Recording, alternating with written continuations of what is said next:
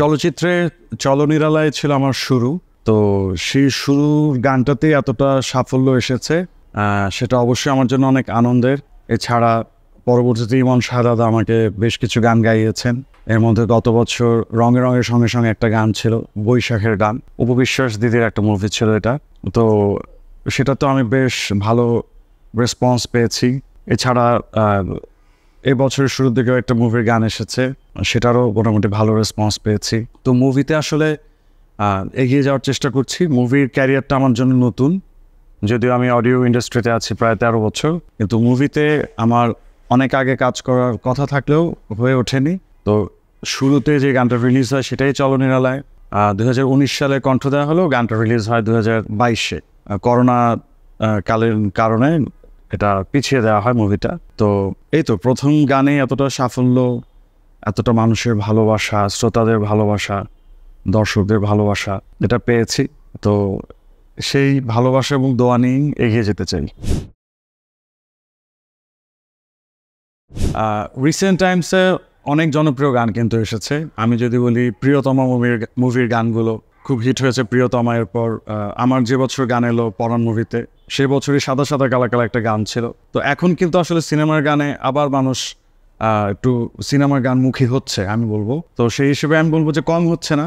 আর যেটা আপনি বললেন যে এখন সিনেমা মেকিংই হয় অনেক কম, দেখা যায় যে সিনেমা তৈরি হচ্ছে কম, এবং দেখা যাচ্ছে যে এখানে আর্টিস্টও আগে যেরকম অনেকজন আর্টিস্ট ছিল, এখন হাতে গোনা কিছু আর্টিস্ট, কিছু নায়ক নায়িকার মধ্যেই সিনেমা সীমাবদ্ধ হয়ে গেছে। আর সেটার আসলে কারণ হচ্ছে দেশে হল কমে গেছে, সিনেপ্লেক্স নির্ভর হয়েছে এখন।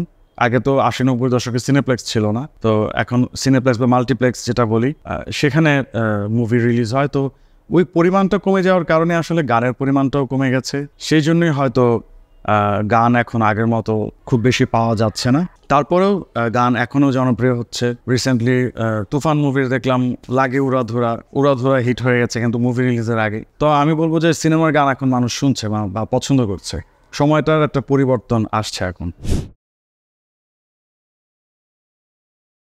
অবশ্যই এটা ভালো লাগা কাজ করে। আতিয়া আনিসের সাথে আমার পরিচয় সেই 2017 থেকে। সে তো সেরা কণ্ঠে ছিল, পরবর্তীতে সে সারেগামা পাতে গেল, সেখানেও সে খুব ভালো নাম করিয়েছিল।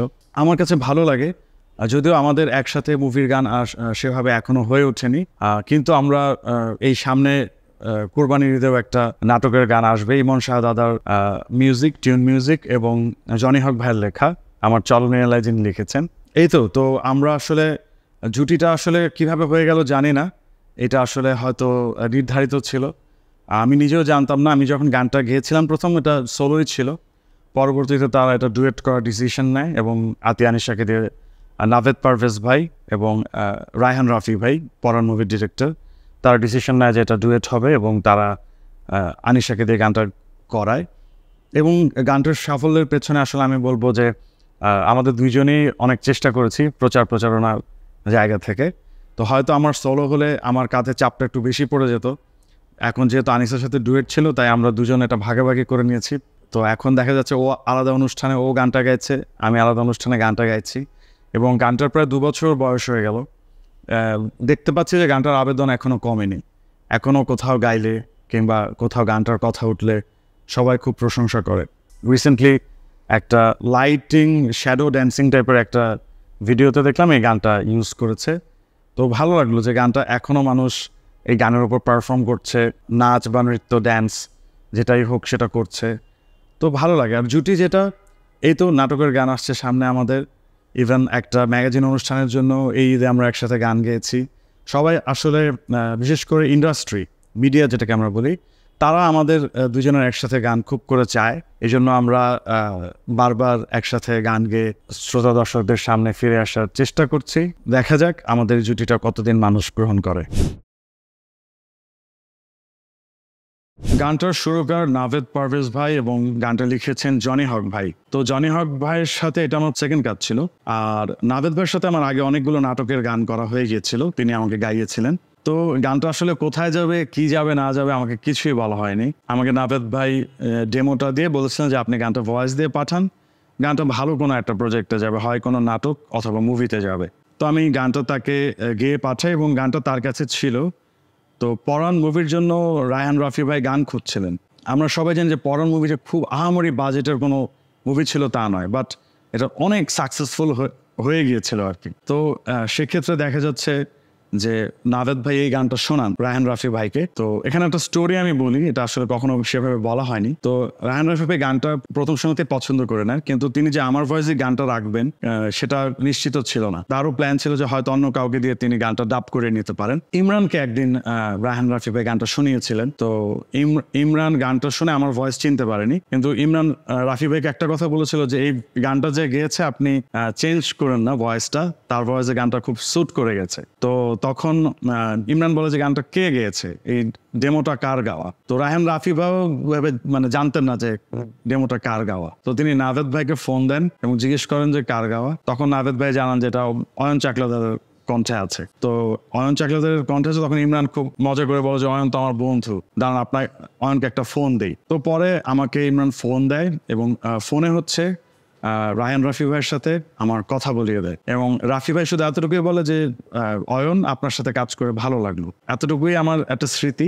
পরবর্তীতে যখন গানটা ডুয়েট হলো, আনিসের সাথে আমার সেই পরিচয় 17 থেকে, এবং ও আমাকে বড় ভাইয়ের মতো জানে, আমি ওকে ছোট বোনের মতো দেখি। তো যখন গানটা ডুয়েট হলো এবং আনিশা গাইলো, তো গানটার কালার আমার মনে হলো যে আরো একটু ফুটে উঠলো, আরো সুন্দর হয়ে গেল গানটা। এবং Anisha has a beautiful voice, এবং আমি বলবো যে বাংলাদেশে আনিসের মতো ভয়েস কিন্তু খুব কম আছে। এটা আমি মোটেই বাড়িয়ে বলছি না, যারা আনিশার অন্যান্য বিভিন্ন গান শুনেছে তারা জানে। এবং আনিশা ওর ক্যারিয়ারের এত অল্প সময় জাতীয় পুরস্কারও পেয়ে গেছে। আমি বলবো যে আমি লাকি যে সব মিলিয়ে একজন ভালো সুরকার, একটা ভালো মুভি, একজন ভালো ডিরেক্টর মুভি, এবং একজন ভালো গীতিকার, এবং একজন ভালো কো আর্টিস্ট, সবকিছু মিলিয়েই, এবং মুভিটার হিট হয়ে যাওয়া, সবকিছু মিলিয়ে আমি বলবো যে এই গানটার সাকসেসটা এতদূর কাজ করেছে। নতুন কাজগুলোর মধ্যে উল্লেখযোগ্য যেটা আসছে সামনে ঈদকে উপলক্ষ করে, সেটা হচ্ছে আমার এবং কণাপুর একটা গান। গানটা লিখেছেন আহমেদ রিজভী ভাই, সুর করেছে আমি নিজেই, মিউজিক করেছে এমএমপি রনি। তো নিজের সুরে অনেকদিন পর অন্য কেউ মিউজিক করলো। তো আমার এমএমপি রনির সাথে আগে কাজ হয়নি, যদিও তার সাথে আমার পরিচয় এবং বন্ধুত্ব অনেক দিনের। তো এবার আমি চেয়েছি একটু ভিন্ন কিছু করতে, এই জন্য এবার আমি সুর করেছি আর মিউজিক করেছেন এমএমপি রনি। আর কণাপুর সাথে এটা আমার প্রথম গান। কণাপুর সাথে আমার অনেক দিনের পরিচয়, আমাকে ছোট ভাইয়ের মতো অনেক আদর করেন তিনি। তো আমি তাকে এবার অনুরোধ করলাম এই গানটা গাওয়ার জন্য। তো তিনি গানটা গেয়েছেন, আমি তার প্রতি অনেক কৃতজ্ঞ।